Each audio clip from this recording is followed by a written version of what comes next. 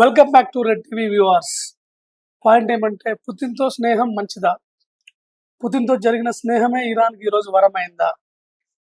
అసలు ముజ్తబా ఖమేనీని అటాక్ జరిగిన నెక్స్ట్ డేనే తీసుకెళ్లిపోయి పుతినే దగ్గర పెట్టుకొని ట్రీట్మెంట్ చేస్తూ హై సెక్యూరిటీలో అతన్ని ప్రాణాన్ని కాపాడుతున్నాడని తెలుస్తోంది. ఇది ఎంతవరకు వాస్తవం? పుతిన్ సర్వేలెన్స్ లోనే ఇదంతా జరుగుతోందా? పుతిన్ వార్ స్ట్రాటజీతోనే ఇరాన్ ఈ విధంగా రెచ్చిపోతుందా? చైనాకు ఇందులో భాగం ఎంత? చైనా ఇందులో పార్టిసిపేషన్ ఉండొచ్చు, సపోర్ట్ ఉండొచ్చు, కానీ ఎక్కువగా Putin network, Putin knowledge, Putin ప్లానే ఇరాన్ ఫాలో అవుతుందా అనేది లేటెస్ట్ క్వశ్చన్. అయితే ఎప్పటి నుంచో పుతిన్కి ఇరాన్కి మంచి స్నేహ సంబంధాలు ఉన్నాయి. ఇండియాతో కూడా ఇరాన్తో మంచి స్నేహ సంబంధాలు ఉన్నాయి. ఎందుకంటే ప్రాచీన కాలంగా పర్షియా అంటారు మనం ఇరాన్ని.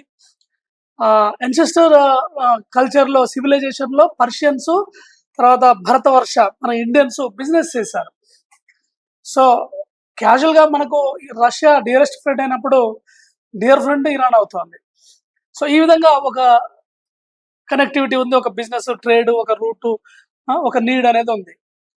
సో ఈ యుద్ధ సమయంలో ఓన్లీ ఇరాన్కు సంబంధించిన సుప్రీం లీడర్ని గట్టిగా సెక్యూర్ చేస్తూ పుతిన్కి సంబంధించిన కేజీబీ సంస్థ ఏదైతే ఉందో దాని నెట్వర్క్ ఇరాన్కు ఉన్నట్టు మనకు అర్థం అవుతోంది.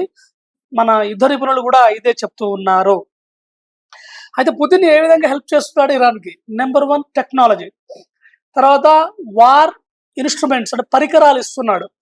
స్పేస్కి సంబంధించిన శాటిలైట్స్ ద్వారా ఇన్ఫర్మేషన్ ఇస్తున్నాడు. అంటే అమెరికాకి సంబంధించిన సైట్స్ ఏ ప్లేస్లో ఉన్నాయి, అక్యురేట్గా ఎంత డిస్టెన్స్లో ఏ మిజైల్ వాడితే నువ్వు టార్గెట్ రీచ్ అవుతావో క్లియర్ కట్గా ప్లాన్ మనకు కేజీబీ పుతిన్ నుంచే వెళ్తున్నట్టు తెలుస్తోంది. పుతిన్ ఇలాంటి పని ఎందుకు చేస్తున్నాడు? పుతిన్కి తెలుసు దీని వెనుక కొంత టెర్రరిస్ట్ యాక్టివిటీస్ కూడా ఉన్నాయి ఇరాన్తో పాటు అని తెలుసు. కానీ ఎవరైతే స్నేహస్తంతో నమ్మి అయతుల్లా అలీ ఖమేనీ, ముజ్తబా ఖమేనీ వీళ్ళంతా ఉండడం వల్ల వాళ్ళ కోసం చేస్తున్నాడని తెలుసు.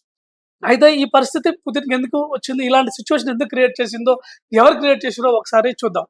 యుఎస్ఏ ఈ పరిస్థితి క్రియేట్ చేసింది. ఎందుకు? ఉక్రెయిన్తో వార్ జరుగుతుంటే అనవసరమైన వార్కి వెళ్ళినప్పుడు ఉక్రెయిన్కు ఫండింగ్ ఇచ్చి, వెపన్స్ ఇచ్చి, మోరల్ సపోర్ట్ ఇచ్చి, వాడు కాంప్రమైజ్ అవుతామన్నా అవ్వకుండా వీళ్ళు ఉక్రెయిన్ యుద్ధంలో ఉంచి, యుఎస్, యూరోపియన్ కంట్రీస్ అన్ని యుద్ధంలో ఉంచి ఏమేమైతే చేశారో, ఏ స్ట్రాటజీ అయితే ఫాలో అయ్యారో సేమ్ అదే స్ట్రాటజీ అంతకన్నా ఎఫెక్టివ్గా పుతిన్ ఫాలో అవుతూ యుఎస్ని ఇబ్బంది పెట్టే పరిస్థితిలో ఉన్నాడు. ఇజ్రాయెల్ మీద పెద్దగా కోపం ఉండకపోవచ్చు పుతిన్, కానీ యుఎస్ వల్ల పుతిన్ 4 సంవత్సరాలు యుద్ధంలో ఉన్నాడు. ఇప్పటికి కూడా యుద్ధం ఫినిష్ అవ్వలేదు. నీ స్నేహితుడు ఉక్రెయిన్కు నువ్వు సహకరించినప్పుడు నేను కూడా ఖచ్చితంగా ఇరాన్కు సహకరిస్తా, ఇంకా టెక్నాలజీ ఇస్తా, అవసరమైతే ఇంకా వెపన్ ఇస్తా. ఇది ఎగ్జిట్ అనేది అంత సింపుల్ కాదు. యుద్ధ ముగింపు అనేది మాకు అనుకూలంగా ఉండాలనేది పుతిన్ స్ట్రాటజీలా కనబడుతోంది. నెక్స్ట్ ఈ తలనొప్పి అంతా ఇరాన్కు ఏ విధంగా ప్లస్ అవుతుందో, ట్రంప్కున్న తలనొప్పి అంతా ఏ విధంగా సెట్ అవుతుందో ఒకసారి చూసుకుంటే డెఫినెట్గా ఇరాన్కి ఇది మోరల్ కాకుండా, సైంటిఫిక్ కాకుండా టెక్నాలజీ బలమైంది.